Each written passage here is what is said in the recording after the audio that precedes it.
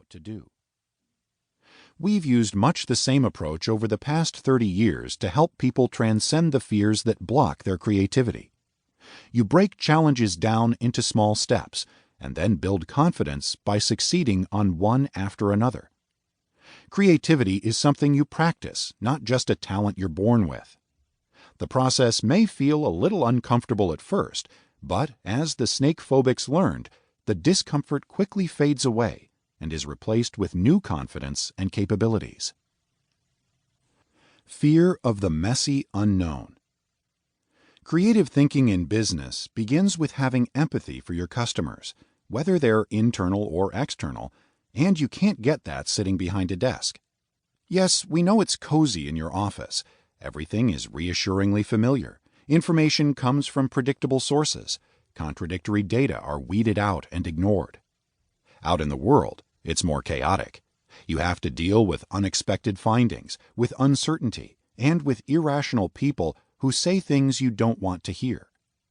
But that is where you find insights and creative breakthroughs. Venturing forth in pursuit of learning, even without a hypothesis, can open you up to new information and help you discover non-obvious needs.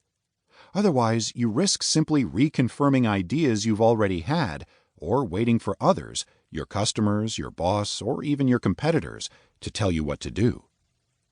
At the D-School, we routinely assign students to do this sort of anthropological fieldwork, to get out of their comfort zones and into the world, until suddenly they start doing it on their own.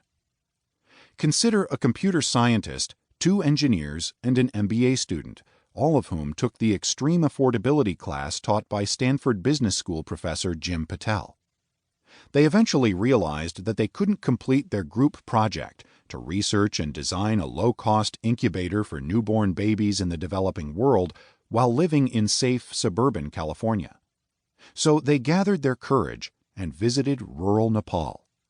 Talking with families and doctors firsthand, they learned that the babies in gravest danger were those born prematurely in areas far from hospitals. Nepalese villagers didn't need a cheaper incubator at the hospital. They needed a fail-safe way to keep babies warm when they were away from doctors who could do so effectively. Those insights led the team to design a miniature sleeping bag with a pouch containing a special heat-storing wax.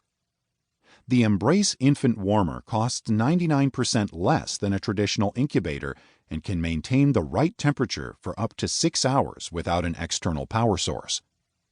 The innovation has the potential to save millions of low birth weight and premature babies every year, and it came about only because the team members were willing to throw themselves into unfamiliar territory.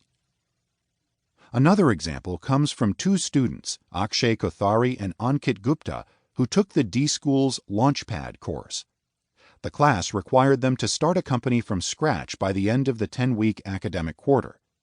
Both were self-described geeks, technically brilliant, deeply analytical, and definitely shy.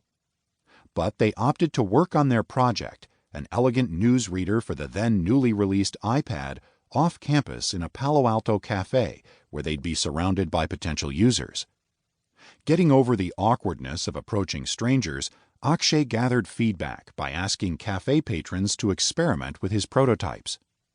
Ankit coded hundreds of small variations to be tested each day, changing everything from interaction patterns to the size of a button. In a matter of weeks, they rapidly iterated their way to a successful product. We went from people saying, "This is crap," says Akshay, to, "Is this app preloaded on every iPad?" The result, Pulse News, received public praise from Steve Jobs at a worldwide developers conference only a few months later, has been downloaded by 15 million people, and is one of the original 50 apps in Apple's App Store Hall of Fame. It's not just entrepreneurs and product developers who should get into the mess. Senior managers also must hear directly from anyone affected by their decisions. For instance, midway through a management off-site IDEO held for ConAgra Foods, the executives broke away from their upscale conference rooms to explore gritty Detroit neighborhoods where you can go miles without seeing a grocery store. They personally observed how inner-city residents reacted to food products